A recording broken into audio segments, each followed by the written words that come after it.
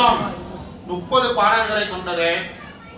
வைணவ பக்தி நூல்களின் தொகுப்பு 4000 திவ்ய பிரபந்தங்கள் என அழைக்கப்படுகின்றன. இதில் 423 முதல் 503 வரை உள்ள பாடல்களின் தொகுப்பு தான் திருப்பாவை பாடல்கள். அர்ஜுனனுக்கு பகவத்கீதையை கூறிவிட்டு வைகுந்தம் சென்ற கிருஷ்ண பகவான் தனது பகவத்கீதை உலக மக்கள் அனைவரும் சென்றடைய திருவுள்ளம் கொண்டான். வையகத்து மக்கள் எல்லாம் பெருமாளின் குழந்தைகளே, அவர்களுக்கும் எளிய முறையில் கீதையின் சரணாகதி தத்துவம் விளங்க செய்ய வேண்டும் என்று விரும்பிய பகவான் மகாலட்சுமி தாயாரிடம் நீ சென்று குழந்தைகளுக்கு சொல்லிக் கொடு என்று கூறுகிறார். நீங்கள் அவதாரம் எடுக்கும் போதெல்லாம் உங்களுடன் பிறவி எடுத்து இழைத்தேன், என்னால் ஆகாது என்று மகாலட்சுமி தாயார் சொல்ல, அப்போது நான் சென்று குழந்தைகளை கரை சேர்க்கிறேன் என்று கோபி தாயார் வைகுண்டத்திலிருந்து பூலோகத்திற்கு ஆண்டாளாக அவதரித்து கோதை என்ற பெயர் பெற்றால். விருதுநகர் மாவட்டத்தில் உள்ள ஸ்ரீவில்லிபுத்தூர் என்னும் ஊரில் வசித்து வந்தார் பெரியாழ்வார். இவரது இயற்பெயர் கிருஷ்ணசித்தர். ஸ்ரீவில்லிபுத்தூரில் ஒரு மலர் தோட்டம் அமைத்தார். அத்தோட்டத்தில் செண்பகம், பகுளம், மல்லிகை, முல்லை ஆகிய மலர்ச்செடி கொடிகளுடன் துளசி செடியும் வளர்த்து வந்தார். இவற்றை கொண்டு பின்னால் கன்னி, கோவை ஆகிய அழகிய வடிவங்களை மாலை கட்டி அவ்வூரில் உள்ள வடபத்திர தாய்க்கு மாலை அணிவித்து வந்தார். ஆடி மாதம் பூர நட்சத்திரத்தில் அத்தோட்டத்தில் நன்கு வளர்ந்திருந்த துளசி செடியின் அடியில் ஒரு பெண் குழந்தையை கண்டெடுத்தார். அக்குழந்தைக்கு சுரும்பார் குலக்கோதை என்ற பெயரிட்டு குழந்தைக்கு தானே தந்தையாக இருந்து வளர்த்தார்.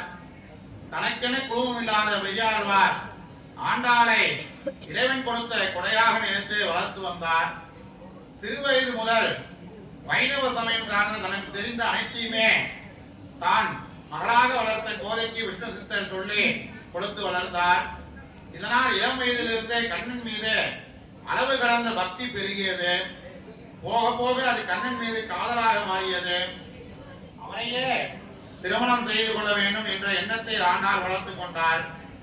தமிழில் புலமை பெற்ற பெரியாழ்வார் தனக்கு தெரிந்த அனைத்தையுமே கோதைக்கு சொல்லிக் கொடுத்தார்.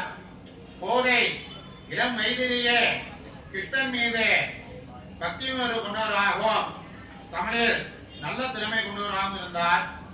கண்ணனின் அவதார கதைகளை கேட்டு கேட்டு வளர்ந்த கோதையோ கண்ணன்பால் ஈர்ப்பு கொண்டார். கண்ணனையே கணவனாக வரித்தும் கொண்டார். தன்னை கிருஷ்ணனை மணப்பெண்ணாக நினைத்து பாவனை செய்து வந்தார். அவனையே மணாளனாக வரித்த பின் அவனுக்கு தான் ஈடாக இருக்கிறோமோ என்பதை அறிய வடபத்திர சாயிக்கு மாலை போடும் முன் தான் போட்டு அழகு பார்த்தால் கோதை. கோயிலில் இறைவனுக்கு அணிவிப்பதற்காக விஷ்ணு சித்தர் தொடுத்து வைத்திருக்கும் மாதவனின் தோலை தழுவும் அந்த மாலையை அவர் மீது கொண்ட காதலால் ஆண்டாள் தன் கழுத்தில் அணிந்து அழகு பார்த்தார். அதன்பின் பெருமாளுக்கு அனுப்பி வைப்பார். ஒவ்வொரு நாளும் இப்படி நடந்தது. தந்தைக்கு தெரியாமல் அவள் அணிந்து கண்ணனுக்கு ஏற்றவளாக இருக்கின்றனா என்று கண்ணாடியில் பார்த்து மகிழ்ந்தாள். பின்னர் திரும்பவும் கொண்டு போய் வைத்து வந்தார். இதனால் கோதை சூடிய மாலைகளை இறைவனுக்கு சூட்டப்பட்டன. ஒருமுறை பெருமாள் அங்கிருந்த மாலையில் நீண்ட முடி இருப்பதை கண்ட அர்ச்சகர்கள் அதை எரிந்துவிட்டு வேறு மாலை கொண்டு வரும்படி ஆழ்வாரிடம் கூறிவிட்டனர். பகவானின் சேவையில் தவறு வந்துவிட்டதே என்று ஆழ்வார் வருந்தினார். மறுநாளும் மாலை கொடுத்து ஆண்டவனுக்கு அனுப்பும் சமயத்தில் அந்த மாலையை ஆண்டாள் அணிவதை கண்டார். மலர்களை எல்லாம் பறித்து ஒரே மாலையாக கட்டிவிட்டதால் புது மாலை கட்ட தோட்டத்தில் எஞ்சிய மலர்களும் போதாது, கோதை போட்டு கழித்த மாலையுமே பெருமாளுக்கு போட முடியாது எண்ணியபடி இரவில் வெதும்பிய மனத்துடனே தூங்கிவிட்டார் விஷ்ணு சித்தர். அவரது கனவில் தோன்றிய பெருமாள் ஒன்றும் அறியாதது போல வழக்கமாக தனக்கு அணிவிக்கும் மாலை எங்கே என கேட்டார். விஷ்ணு சித்தரோ நடந்த கதையை கூறி நிர்மாணியமான மாலையை அணிவிக்க தன் மனம் ஒப்பவில்லை என்று பதிலளித்தார். அதற்கு தனக்கு ஆண்டாள் சூடி கொடுத்த மாலையே உகப்பவையானவை, அதனால் தினமும் ஆண்டாள் சூடி கொடுத்த மாலையை எனக்கு சூட்ட வேண்டும் என கேட்டுக்கொண்டார்.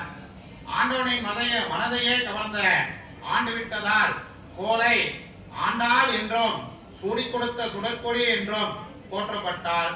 பூமாலை மட்டுமின்றி பாமாலையும் சூடி மகிழ்ந்தாள். ஆண்டாள் மன வயதடைந்த பின்னர் அவளுக்காக செய்யப்பட்ட திருமண ஏற்பாடுகளை மறுத்து வந்தாள்.